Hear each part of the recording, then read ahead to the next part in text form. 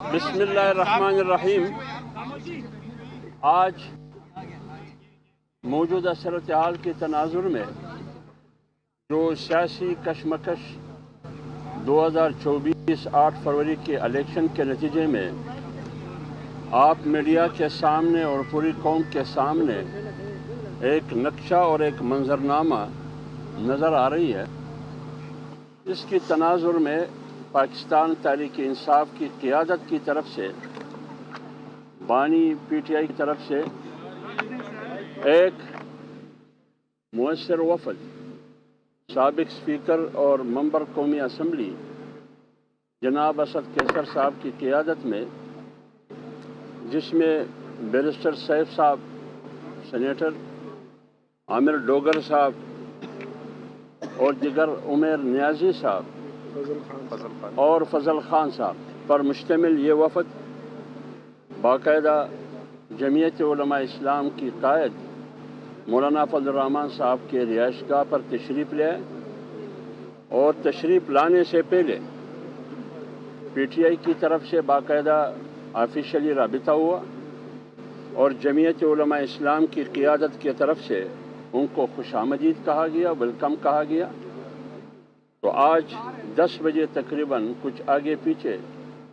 اسد کیسر صاحب کی قیادت میں وفد آئی جمعیت علماء اسلام کی طرف سے اور مولانا فضل الرحمان صاحب کی طرف سے، قائد جمعیت کی طرف سے۔ ہم نے ان کو خوش آمدید کہا، ویلکم کہا اور موجودہ صورتحال میں اس کو خوشائن قرار دے دیا۔ تو لہٰذا ملاقات میں کیا باتیں ہوئی، کیا ڈسکشن ہوئی، کیا بحث مباحثہ ہوا، بنیادی طور پر بات یہ ہوئی کہ 8 فروری 2024 کے الیکشن میں جو مدعا پی ٹی آئی کی طرف سے رکھا گیا، جو کہ جمعیت علماء اسلام کا پہلے سے ہی مدعا تھا، جب جمعیت علماء اسلام کی مرکزی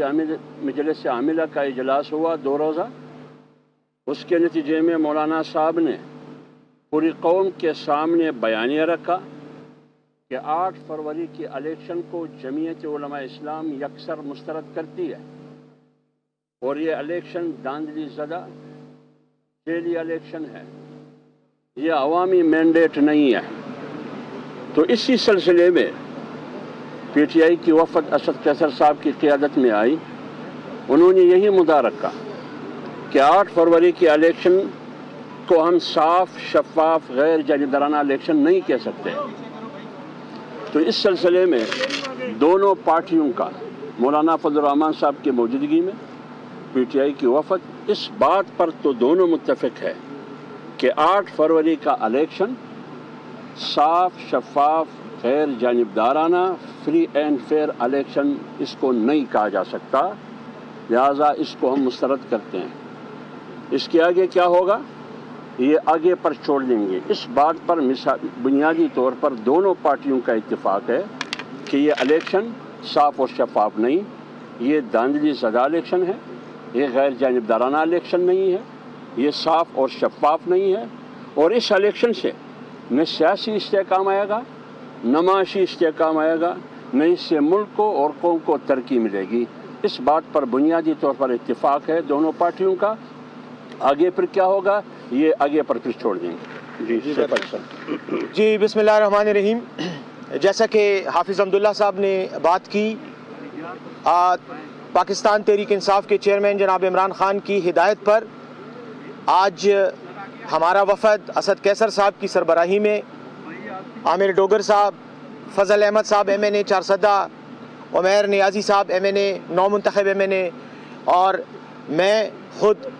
ہم آج مولانا فضل الرحمان صاحب کے پاس آئے۔ ہم نے ہی ان سے یقیناً ملاقات کی درخواست کی، کیونکہ عمران خان صاحب نے یہ ہدایت کی ہے کہ تمام وہ سیاسی پارٹیاں جو اس الیکشن کے انعقاد، اس کا جو کنڈکٹ ہوا ہے، جس طریقے سے الیکشن کیا گیا ہے اور جو نتائج سامنے آ رہے ہیں، اس میں جو بے ضابطگیاں ہوئی ہیں، جو دھاندلی ہوئی ہے، اس پر آپ مختلف سیاسی پارٹیوں سے رابطہ کریں، ان کے ساتھ اس ایشو کو ڈسکس کریں اور آگے آئندہ آنے والے وقت کے لیے کوئی مشترکہ طور پر لائحہ عمل پر بات کریں۔ پاکستان تحریک انصاف نے یہ اعلان کیا ہے کہ ایک تو ہم پی ٹی آئی کی طرف سے 17 فروری کو یعنی ہفتے کے روز ملک گیر احتجاج کریں گے، اور احتجاج کا یہ سلسلہ انشاءاللہ یہ تحریک جو ہے یہ آئندہ بھی جاری رہے گی، چونکہ جمعیت علماء اسلام نے بھی ان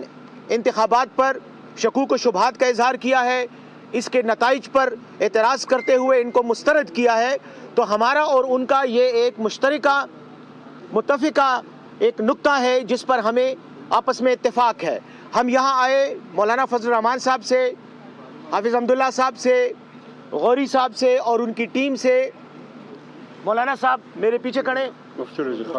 مفتی روزی خان صاحب جو بلوچستان سے تعلق رکھتے ہیں، ان سے ہماری ملاقات ہوئی اور بہت اچھے ماحول میں بات چیت ہوئی، اور اس ایک بنیادی نقطے پر اتفاق کیا گیا کہ یس، اس میں کوئی شک نہیں ہے کہ یہ الیکشن جس طریقے سے منعقد ہوئے، جس طرح سے ان کا انعقاد ہوا اور جو نتائج جس طرح سے سامنے آ رہے ہیں، اس سے ثابت ہو جاتا ہے کہ الیکشن دھاندلی زدہ ہیں، اور ان کے نتیجے میں پاکستانی عوام کا جو مینڈیٹ تھا، جو پاکستانی عوام نے ووٹ کی شکل میں لوگوں پر اعتماد کیا، اپنی امانت دی، اس امانت میں بددیانتی کی گئی ہے، اور یہ نتیجہ قوم نہ اس کو قوم ایکسیپٹ کرتی ہے، نہ اس کو سیاسی پارٹیاں ایکسیپٹ کرتی ہیں۔ آج ہم نے اس بات پر اتفاق کیا کہ آئندہ آنے والے وقت کے لیے مستقبل میں اس سوچ کے ساتھ ہم بات چیت کریں گے، مختلف سیاسی پارٹیوں کے ساتھ رابطے کریں گے، اور انشاءاللہ اس وقت تک یہ تحریک چلائیں گے، یہ احتجاج کریں گے جب تک عوام کو ان کا غصب شدہ حق واپس نہیں دیا جاتا۔